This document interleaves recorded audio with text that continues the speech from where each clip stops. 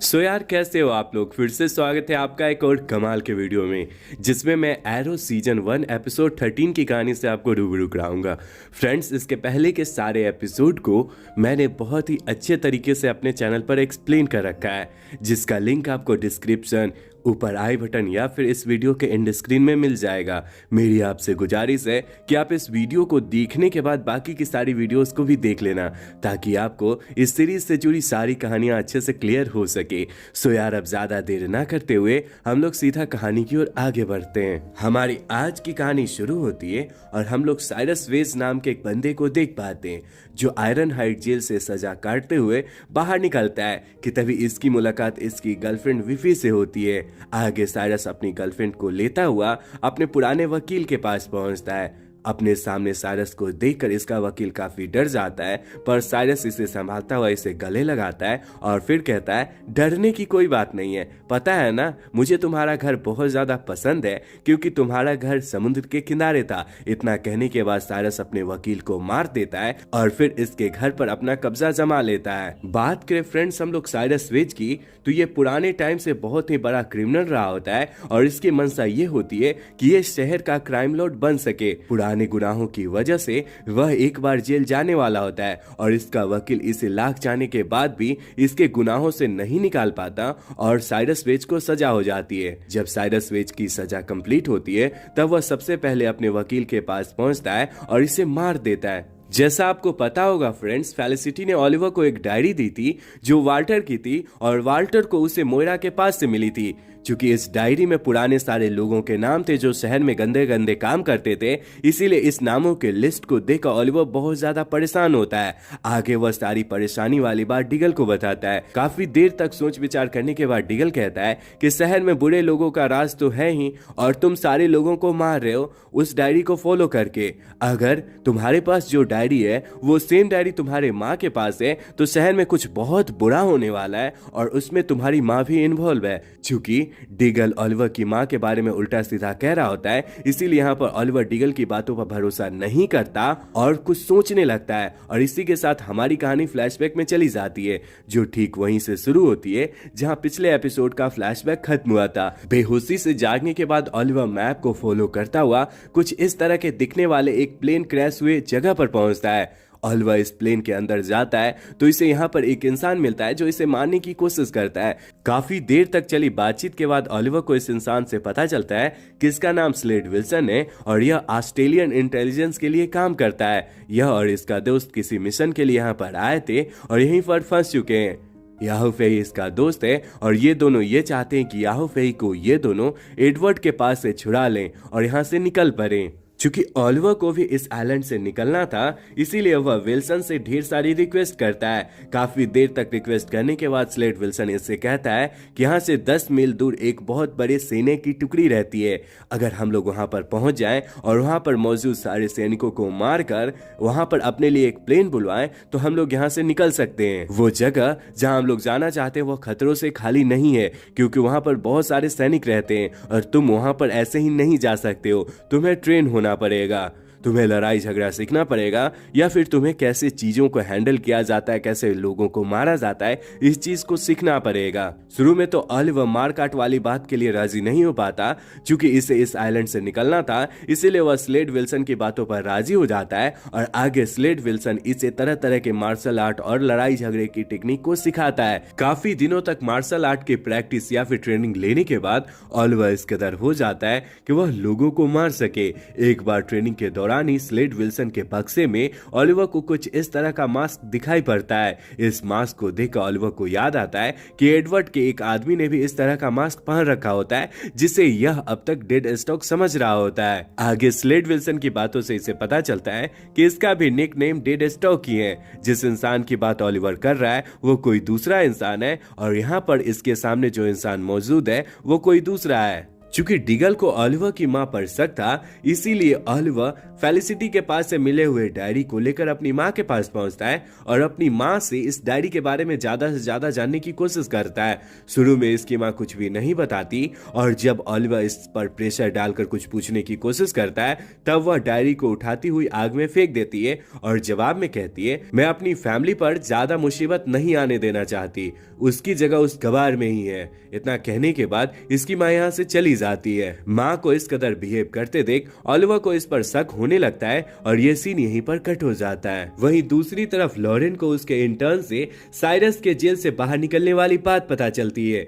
चूंकि साइरस एक बुरा इंसान था, इसीलिए यहाँ पर लॉरेन को ये बात पता चलते ही वह बहुत ज्यादा दुखी हो जाती है और साइरस को दोबारा से जेल में भेजने का प्लान बनाने लगती है। इसी क्रम में लॉरेन एरो से बात करती है ताकि एरो साइरस के खिलाफ में ढेर सारे सबूत ला सके और उस सबूत के बिना पर साइरस दोबारा से जेल जा सके। आगे हम लोग ओलिवर और डिगल को एक साथ देख पाते हैं, जहां पर ओलिवर अपनी मां के द्वारा डायरी फेंकने वाली बात इससे बता रहा होता है कि तभी इसके पास लॉरेन का कॉल आता है। साइरस के जेल से बाहर निकलने वाली बात लॉरेन से पता चलने के बाद ओलिवर बहुत ज्यादा गुस्साता है और फिर अपने सूट बूट को पहनता हुआ एरो बनकर साइरस के ठिकाने पर पहुंचता है। इसी क्रम में हम लोग साइरस को देख पाते हैं जो अपनी गर्लफ्रेंड के साथ शहर के तमाम बुरे लोगों को मारकर यहाँ पर अपना कब्जा जमाने की बात कर रहा होता है। आगे हमारी नजर एरो पर पड़ती है जो अपना एक डांट इसके दीवार के पास फेंकता है ताकि वह इससे जुड़े हुए सारे सबूत को इकट्ठा कर सके। डांट के दीवार से टकराने वाली आवाज सुनकर साइरस डांट के पास पहुंचता है और कहता है, किसी भी शहर पर राज करने का सबसे पहला तरीका यही होता है कि उस इंसान को मार डालो जिससे सभी लोग डरते हैं। मुझे लगता है डार्लिंग, वो इंसान मुझे मिल गया है। चूंकि एरो ने अपने डांट से साइरस की कुछ बातें रिकॉर्ड कर ली थी, इसीलिए वह लॉरेन को कॉल करता हुआ शहर के सबसे ऊंची बिल्डिंग वेनिस बिल्डिंग पर आने को कहता है। चूंकि एरो को पकड़ने के लिए डिटेक्टिव लैरी लेंस ने अपनी बेटी लॉरेन के फोन में कुछ छेड़खानी करी थी, इसीलिए अगले क्षण हम लोग डिटेक्टिव लैरी लेंस को देख पाते हैं जो इन दोनों के बीच में हो रहे कन्वर्सेशन को सुन रहा होता है और फिर एरो को पकड़ने के लिए वेनिस बिल्डिंग पर अपने आदमियों के साथ जाने का प्लान बनाता है। फ्रेंड्स, अब कहानी आती है तकरीबन 2-2.5 घंटे बाद, जहां हम लोग एरो को लॉरेन के साथ देख पाते हैं। ये दोनों आपस में साइरस वेंज के बारे में बात कर रहे होते हैं कि तभी अपने प्लान के अनुसार यहाँ पर लैरी लेंस आ जाता है और एरो को पकड़ने की कोशिश करता है। अपने सामने पुलिस वाले को आता हुआ देखकर एरो झटाक से लॉरेन को पकड़ लेता है और पुलिस वालों के सामने लॉरेन को मारने की धमकी देता हुआ यहाँ से फरार हो जाता है। डिटेक्टिव क्वेंटिन लैरी लेंस के इस नाकाम कोशिश की न्यूज पूरे शहर में फैल जाती है और उड़ते उड़ते ये खबर साइरस वेंज को भी पता चल जाती है कि किस तरह से डिटेक्टिव क्वेंटिन लैरी लेंस ने अपनी बेटी लॉरेन को चारा बनाकर एरो को पकड़ने की प्लानिंग करी थी। इस न्यूज को सुनने के बाद साइरस वेंज को लगने लगता है कि कहीं न कहीं लॉरेन का एरो के साथ कनेक्शन है। अगर वह किसी तरह से लॉरेन को पकड़ लेगा तो उसके पीछे पीछे एरो भी इसके कब्जे में आ जाएगा। अपने इस ख्याली पुलाव के दिमाग में आ जाने के बाद वह लॉरेन लेंस को पकड़ने की कोशिश करने लगता है और काफी प्लानिंग करने के बाद वह अपने कुछ आदमियों को लॉरेन के घर पर भेजता है। चूंकि लॉरेन भी मार्शल आर्ट एक्सपर्ट थी, इसीलिए साइरस के आदमी ज्यादा देर तक इसके सामने नहीं टिक पाते और आखिरकार सारे लोग बेहोश हो जाते हैं।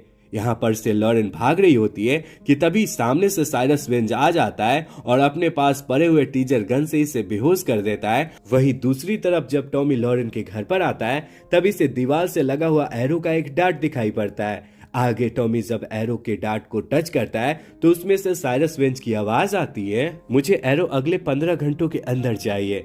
अगर मुझे एरो नहीं मिलता है तब मैं लॉरेन के शरीर के टुकड़े टुकड़े करवा करके शहर में मौजूद सारे कुत्ते को खिला दूंगा। इस मैसेज को सुनने के बाद टॉमी बहुत ज्यादा डर जाता है और डरता हुआ क्वेंटिन लैरी लेंस के पास पहुंचकर सारी बात बताता है। अपनी बेटी के अगवा होने की खबर सुनकर क्वेंटिन लैरी लेंस बहुत ज्यादा चिंतित होने लगता है और वह एरो के द्वारा लॉरेन को पास में दिए गए फोन से एरो को कॉल करके सारी बात बताता है। सारी बात सुनने के बाद एरो कहता है, मैं वहां अकेले नहीं जा सकता, मुझे भी तुम्हारी जरूरत पड़ेगी। अगर तुम मेरे साथ चलने के लिए रेडी हो, यानी मेरी मदद करने के लिए रेडी हो, तो मैं वहां पर जा सकता हूँ। क्वेंटिन लैरी लेंस भी एक ईमानदार पुलिस वाला था, इसीलिए वह एरो की बात पर हामी भर देता है और ये सीन यहीं पर कट हो जाता है। चूंकि मोइरा के द्वारा डायरी को आग में फेंके जाने की वजह से डिगल को इस पर शक था, इसीलिए वह हर समय इसके साथ रहने की कोशिश करता है और इसकी जासूसी भी करता है। एक दफा डिगल मोइरा का ड्राइवर बनकर उसके ऑफिस में पहुंचता है। काफी देर तक खोज पड़ताल करने के बाद इसे पता चलता है कि मोइरा चुपके से किसी इंसान से मिलती है। आगे डिगल मोइरा का पीछा करता हुआ दूसरे कमरे में पहुंचकर मोइरा की आवाज सुनने की कोशिश करता है। काफी मशक्कत करने के बाद डिगल एक गैजेट की हेल्प से मोइरा की कुछ बातें ही सुन पाता है, जिसमें वह कह रही होती है, मैंने उसका इंतजाम कर लिया है, सब कुछ ठीक हो चुका है। कार्ल बैलेट अब हमारे लिए कोई परेशानी खड़ी नहीं करेगा। मुझे पता है रॉबर्ट की लाश अब तबाह हो चुकी है। इससे पहले डिगल अपने गैजेट से कुछ रिकॉर्ड या फिर सुन पाता कि पीछे से इसके पास बिल्डिंग का गार्ड आ जाता है, जो डिगल से यहाँ पर होने का कारण पूछता है। डिगल अपने सूझबूझ से सिगरेट पीने के लिए इस जगह पर होने का बहाना बनाते हुए यहाँ से निकल पड़ता है। आगे हम लोग साइरस वेज के ठिकाने पर एरो को देख पाते हैं, जो लॉरेन को छुड़ाने के लिए आया हुआ होता है। यहाँ पहुंचने के बाद एरो साइरस वेज के आदमियों पर हमला करते हुए उसे मारने की कोशिश करता है और अपने पास मौजूद सारे तीर को यूज करके यहाँ मौजूद सारे लोगों को मार देता है। काफी देर तक लड़ाई झगड़ा करने के बाद एरो उस जगह पर पहुंचता है जहां साइरस ने अपने सामने लॉरेन को रखा हुआ होता है। अपने सामने साइरस वेंज को देखकर एरो अपने तीर कमान से इसे मारने की कोशिश करता है कि तभी इसे पता चलता है इसके पास तो एक भी तीर नहीं है। इसी मौके का फायदा उठाकर साइरस वेंज अपने एक आदमी की हेल्प से एरो को गन पॉइंट पर ले लेता है और फिर एरो को मारने का ऑर्डर देता है। ये आदमी बस एरो को मारने वाला होता है कि पीछे से एंट्री होती है डिटेक्टिव क्विंटीन लैरी लेंस की, जो इस आदमी पर हमला करते हुए इसे मौत की नींद सुला देता है और फिर साइरस वेंज के सामने जाकर इसे भी अपनी हथकड़ी में ले लेता है। आगे हम लोग डिगल और ऑलिवर को एक साथ देख पाते हैं, जो मोइरा के किसी अनजान इंसान से मिलने वाली बात को बार बार रिपीट करके सुन रहे होते हैं। काफी देर तक सुनने के बाद इन्हें पता चलता है कि मोइरा ने अपने हस्बैंड रॉबर्ट की जान या तो ली है या फिर उसके मौत में वह जिम्मेवार है। इस बात को जानने के बाद ऑलिवर एरो का सूट बूट पहनता हुआ मोइरा के ऑफिस में पहुंचता है और मोइरा को डराते धमकाते हुए रॉबर्ट के मौत के बारे में पूछताछ करना शुरू करता है। और इसी के साथ ये एपिसोड यहीं पर खत्म हो जाती है। फ्रेंड्स, मोइरा के साथ आगे क्या होगा या फिर एरो के साथ आगे क्या होने वाला है, यही तो अगले एपिसोड की मिस्ट्री है। अगर आप आगे के एपिसोड को देखना चाहते हो तो कमेंट में नेक्स्ट टाइप कर देना। मैं अगले दिन इसी समय अपने चैनल पर वीडियो अपलोड करूंगा। सो यार, ये वीडियो यहीं तक था। पूरा वीडियो देखने के लिए ढेर सारा धन्यवाद।